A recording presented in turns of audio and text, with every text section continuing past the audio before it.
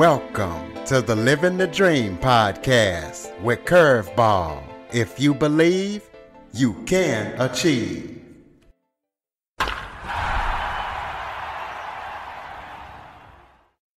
Welcome to the Living the Dream with Curveball podcast, a show where I interview guests that teach, motivate, and inspire. Today, I am joined by author, coach, and speaker Danielle Bernock. Danielle founded 4F Media in 2014, and what 4F Media does is it promotes love and interpersonal healing through the power of the love that heals using all forms of media. So we're going to be talking to Danielle about 4F Media, her books, and everything else that she's up to. So Danielle, thank you for taking time out of your busy schedule to join me. It's a pleasure. Thank you for having me. Why don't you start off by telling everybody a little bit about yourself? Oh, I am married. I've been married for 45 years. I have two adult children and six living grandchildren. I have been doing what I'm doing for about 12 years, and it all started with my first book, Emerging with Wings. So tell us about 4F Media, kind of explain what the 4Fs were and why you decided to found it. Oh, that came about because of that first book, Emerging with Wings. When I went to write my story, I discovered that if I wanted it to be traditionally published, they would be buying it, which would give them the right to change it. I was adverse to that. It's my story. I fought to become the person I am, and I didn't want anyone changing my story. So I realized I was going to have to publish it myself. And I didn't want to publish it under my name. I didn't want to do a less than excellent job. So 4F Media became my imprint. I founded 4F Media to publish that first book. The four F's stand for faith, family, friends, and freedom. Those are the four pillars that I work from with all I do. They are the four things that matter most to me, and everything I do revolves around those in some capacity. So I founded that to publish that first book, and that's what led me into becoming a coach and a speaker was because that book had an effect on people that really did help them. And I wasn't quite sure how far 4F Media would go in the beginning. I wanted to make room for whatever God would have for me in my journey. And I didn't want to limit it by just a book. And so a book is a form of media, but I've done freelance writing. I had a podcast for 3 seasons. I've been published in anthologies. I have 5 books of my own. I have a YouTube channel. I've been on over 85 podcasts. And so whatever way of media I can get it out there, I look for the way to promote that inner healing and the message of love, that people are loved, they deserve love, and they have value. I became that lady on the internet who loves you in 2020, and that's something that I promote on every form of media I can find as well, because people need to know that they are loved. Well, tell us about that podcast, so people can go check out those 3 seasons and also talk about your YouTube channel. Well, my YouTube channel has a lot of different things, has all of my episodes from the podcast on it as well. But I started that with a lot of lives and just little encouragement things that I have. So I have a lot of short, encouraging messages on my YouTube channel. I add to it from time to time. I don't have a schedule on it anymore. My podcast was called Victorious Souls Podcast. I published over 300 episodes in 3 seasons and interviewed a number of people, like 120, 150, something like that. Don't remember the exact number anymore, sharing their stories of how they had overcome various kinds of trauma or difficulty in their life. So it's a playlist on my YouTube channel. You can find all of the videos because all of the episodes on my podcast with interviews are all videos. Almost every episode is a video. So there are a couple that are just audio that I did myself. but the majority of them are video. So you can either listen to Victoria Soul's podcast, it's still out there. I didn't take it down, but I brought it to a conclusion at the end of 2023. But I kept it there because it's still good to visit those stories because stories move us. I interviewed these people and had them share their stories because we need to have our voice sharing our story. And as we share our stories with other people, it helps them feel validated, encouraged, and motivated and inspired. Well, that's exactly why I wanted you to talk about it so people can go check out those stories. I also would like people to check out the viral quote that went viral in your books. So talk about that quote and how it felt for that to go viral. It was surprising. I didn't expect that. As I said, I self-published my book, so I didn't have a big media thing where I was at the beginning of my journey. I didn't do a book launch or anything like that. So for my first book to become a number one bestseller for a short period of time and for that to go viral was very surprising to me. But it speaks to how it resonates with people, that trauma is personal. Those three words changed my life to learn that trauma was personal because people tend to compare their traumas with other people and then they diminish it and they make it less and they won't do anything about it because they don't think it matters. It's not a big deal. But the quote the quote goes, trauma is personal. It does not disappear if it is not validated. When it is ignored or invalidated, the silent screams continue, internally heard only by the one held captive. When someone enters the pain and hears the screams, healing can begin.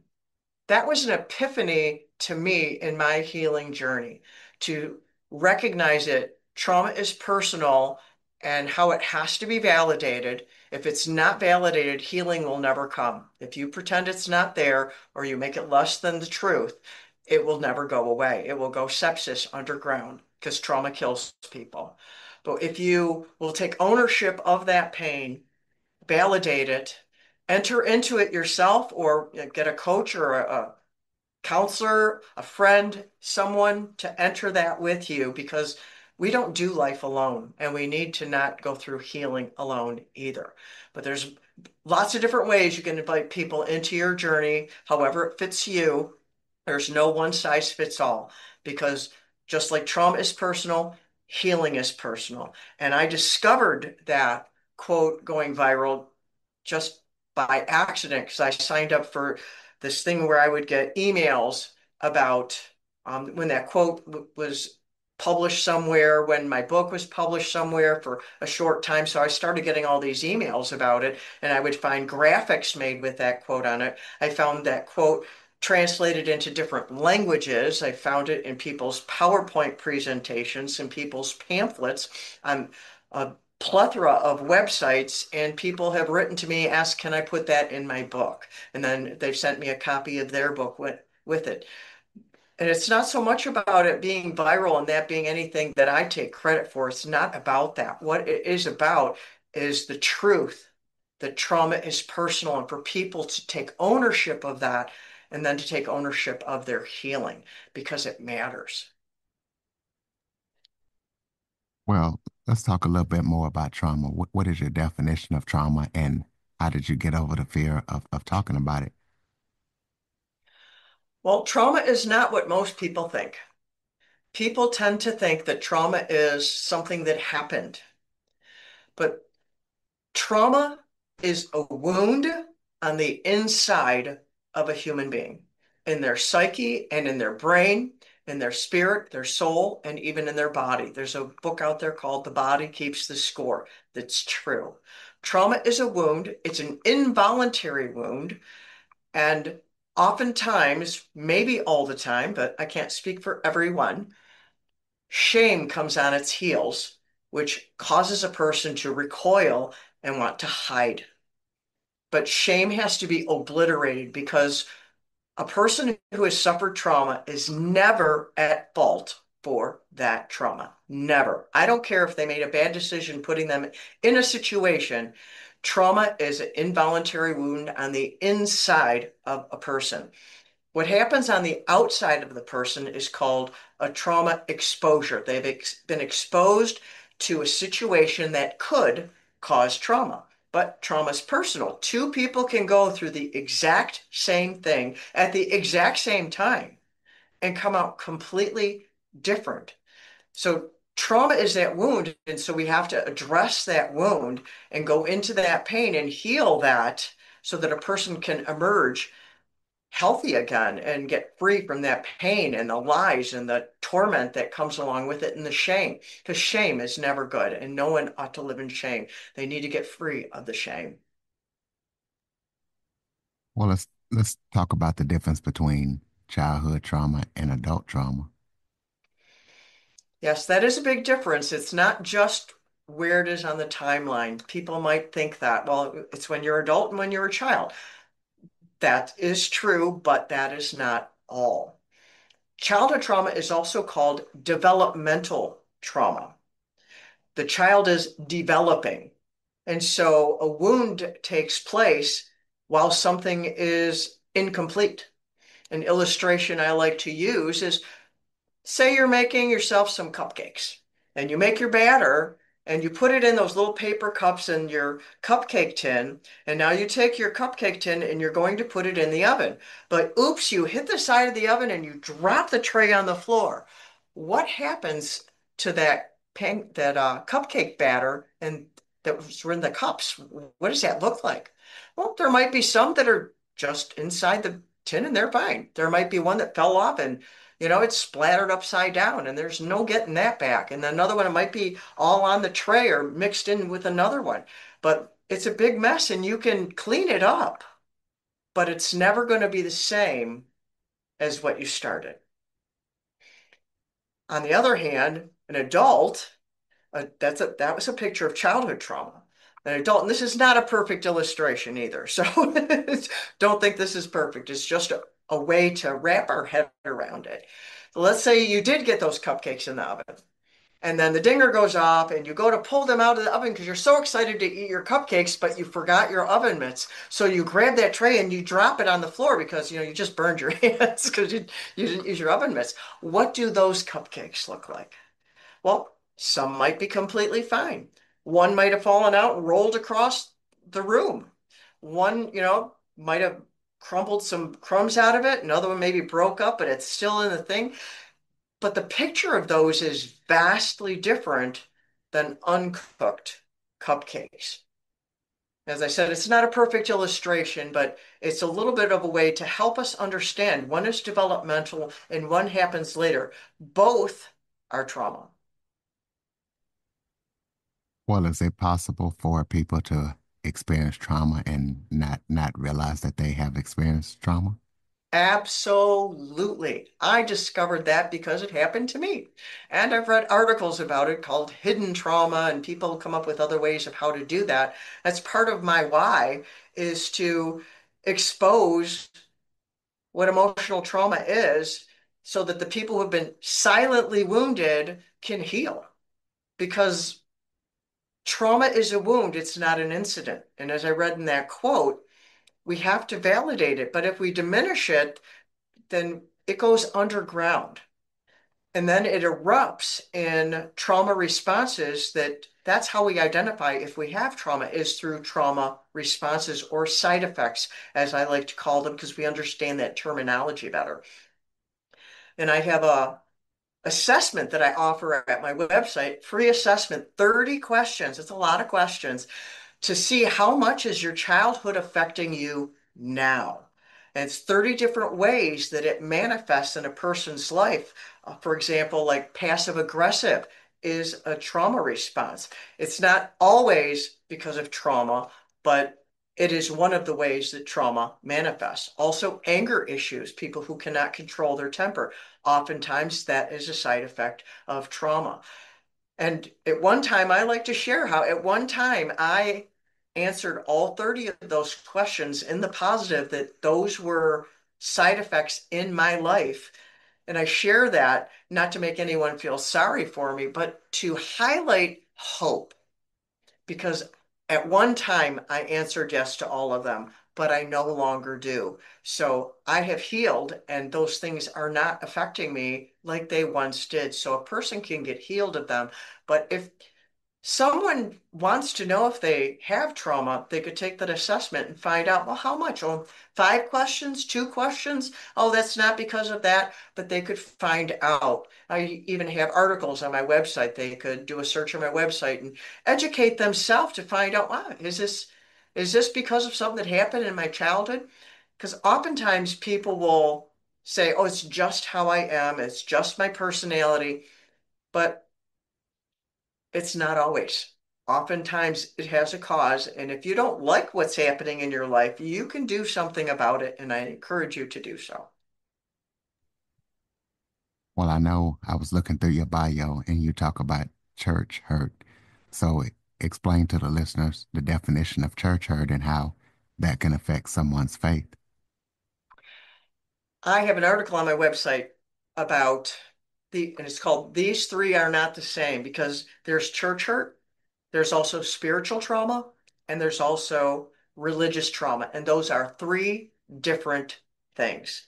And I suffered from all three of those. Church hurt is when it takes place within the context of relationship, and it affects how you relate with the body of Christ, how it relates with people in the church, lack of trust, or someone, you know, offended you in some way. And there's a big sliding scale of church, or of people who, maybe they are making a big deal out of nothing, but then there are those that it is a really big deal and you can't diminish it.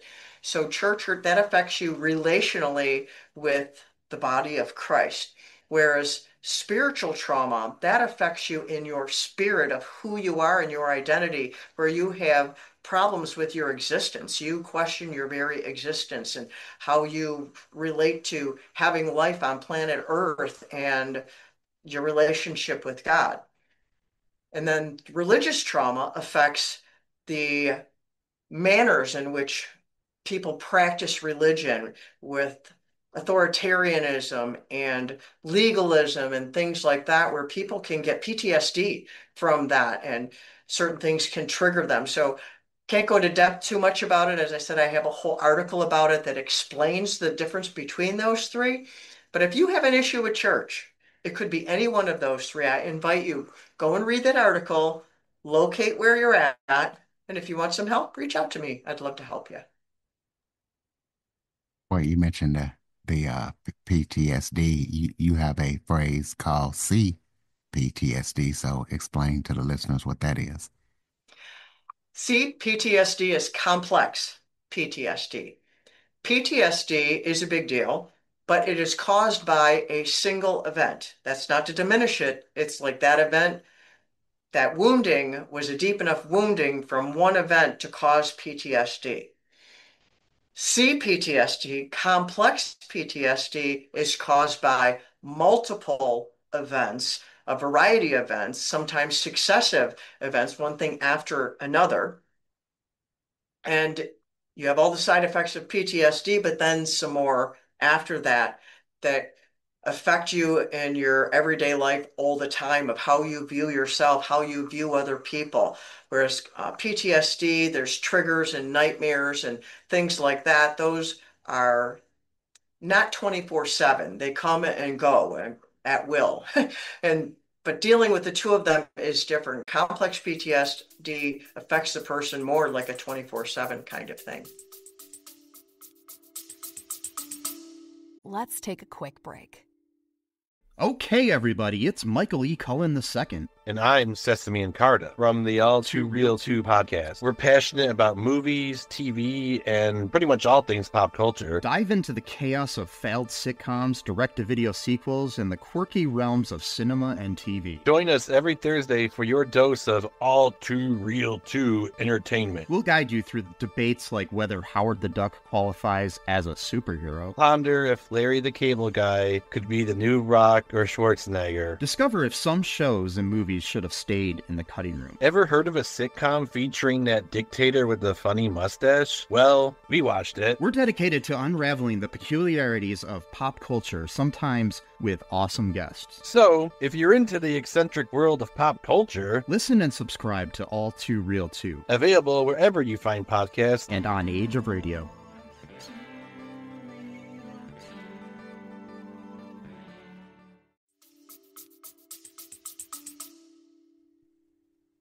Well, you labeled yourself the lady on the internet who loves you. You know, kind of explain that and why and how you came up with that.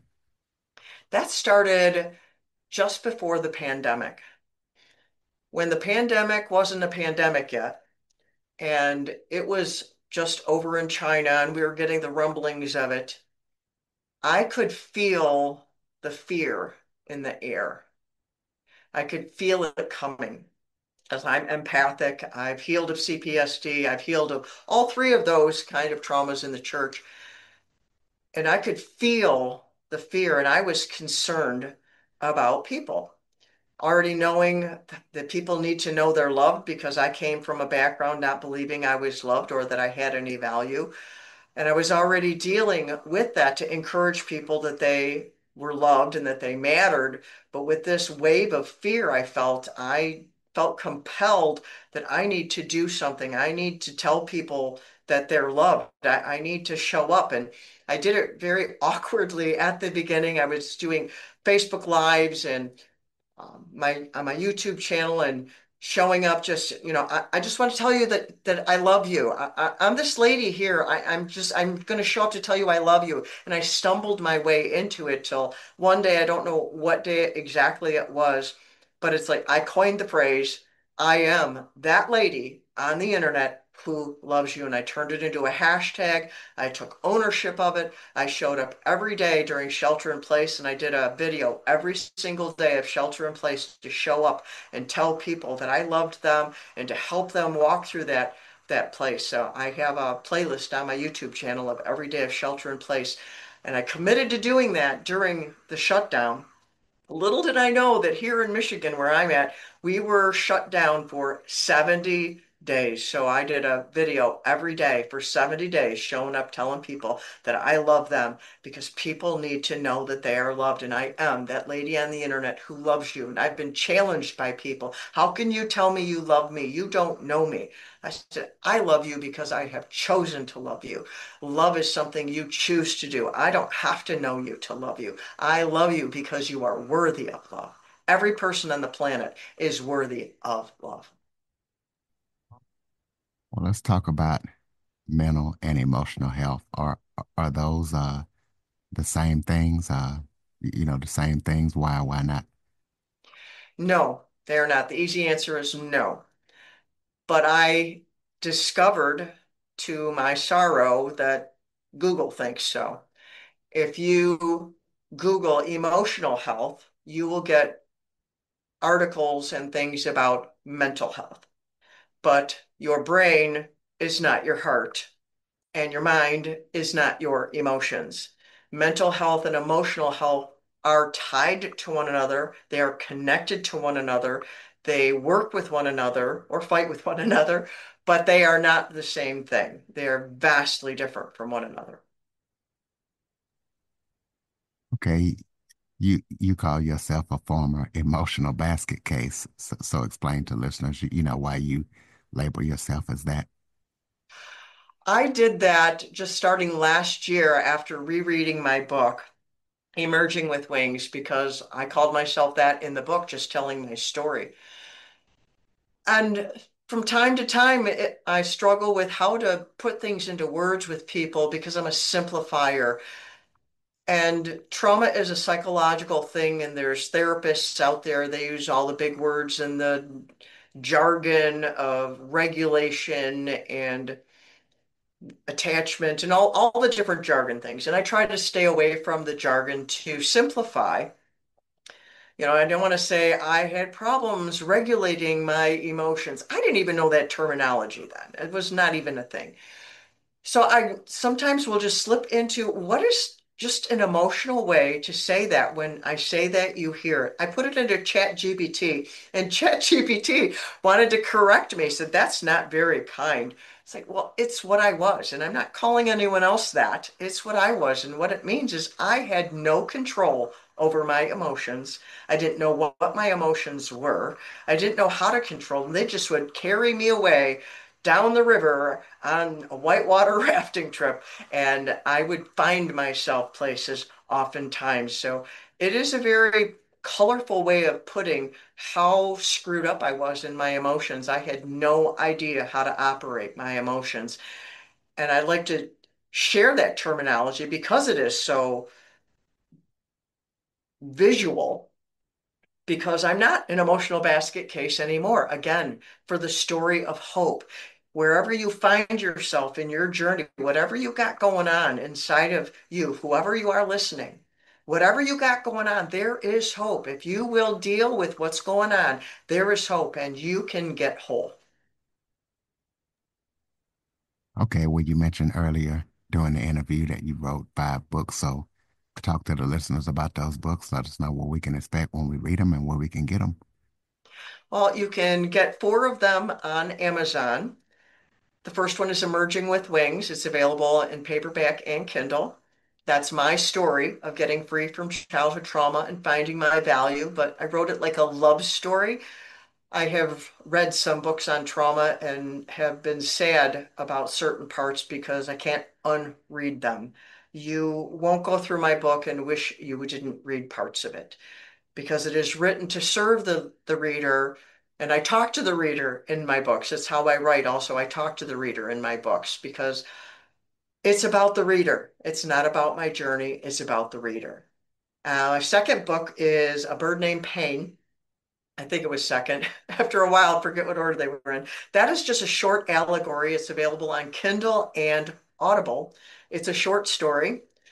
It's a short story. I say that again because someone wrote me a review saying that it was short. And I'm like, well, I said it was short. But it's an allegory of how to deal with the complex emotions when you have a loved one with Alzheimer's. And it's an allegory to visually take you through emotionally dealing with that, because it is a horrific thing to walk through that. And anyone listening, you have a loved one with Alzheimer's, and I feel for you and I'm sorry for your pain. Then I have one called Love's Manifesto, available in PDF and audio. I give it away at my website for free. You cannot buy it. It is only available for free at my website. It is What is Love, Why We Don't Believe It, and What It Takes to Convince Us. And then I have Because You Matter, how to take ownership of your life so you can really live. And it's how to reclaim the different areas of your life when you've been through something that tried to take your life away from you in some capacity. How to take ownership of your emotions, of your mind, of your mess, of your pain, of your purpose, of your courage, and the difference between ownership and responsibility. But because we love stories, I'm not going to just tell you how to do this. That would be way too boring. So in between all of the chapters, there is a story where I interviewed 10 different people and what they went through to take ownership of their life. I interviewed 5 men, 5 women, old, young, different nationalities, and to get a picture of a lot of people to help you lift your eyes and include yourself in that story. And that's available in paperback, Kindle, and Audible. And then my newest one is Taco About Your Value. It's an activity book I created with my grandson, Gideon. And it came about because he's an artist and he drew pages and pages of tacos, doing all kinds of things, dancing and singing and fixing cars. And they were from all different countries and they were just having a great time. But then on one page, there was one burrito, and that one burrito was upset. And I'm, Gideon, what is wrong with this taco? And he said he's upset because he's not. Oh, what's wrong with this burrito? Excuse me. And he said he's upset because he's not a taco. And I about started to cry because a second leading cause of death in children aged 10 to 14 is suicide, with bullies and the trauma that's rampant in our world. And I said, Gideon, we have to do something with this. We need to create a book of some sort. And it turned into an activity book, fun to feed your self-esteem. So there's over 100 different activities. There's stories and coloring pages and Mad Libs and fill in the blanks and mazes and all kinds of things to help children feed their self-esteem, but also talk about it with their parents or their caregiver, whoever that they live with, to encourage them to be stronger on the inside for whatever life dishes out to them on the outside. And my grandson created all the characters in the book and the font. The main character is Gary the Taco with his sidekick, Mr. Squibbles, the cat burrito. And Mr. Squibbles thought he didn't have any value, like that one burrito on his pages. But he met Gary, and Gary said, no, you have value. He instilled inherent value into him. That's value you have just because you exist. And now they're best friends, and they travel the galaxy, making friends and instilling value into people. So those are my 5 books that I have. You can get all of them, but the one on Amazon. The other one you can get on my website. But you can find all of them on my website at daniellebernock.com. All right. Well, tell us about any upcoming projects that you're working on that listeners need to be aware of. Well, I have another book rumbling around inside of me. I've started it a couple of times, and I'm hopeful that that's going to be coming up. I'm excited about going to a conference for Christian creatives coming up here soon. And I created a brand new playbook that I'm offering at my website. It's brand new, called Exploring Art Therapy. I am not a licensed art therapist, so that's why it's exploring. And to help people look into the power of art, because art is more than just coloring or painting. Art comes in many forms, from cooking, baking, dancing, singing, all different kinds of art forms, to help people to explore how they can heal from whatever's going on in their life. Trauma's personal, so is healing, and art can be a great thing to tap into. So that's something new that I've just started to get into a little bit, and I'm getting hopeful for that next book. I don't have anything set in stone yet, but I'm starting to get excited about it, so I feel like it will be coming eventually.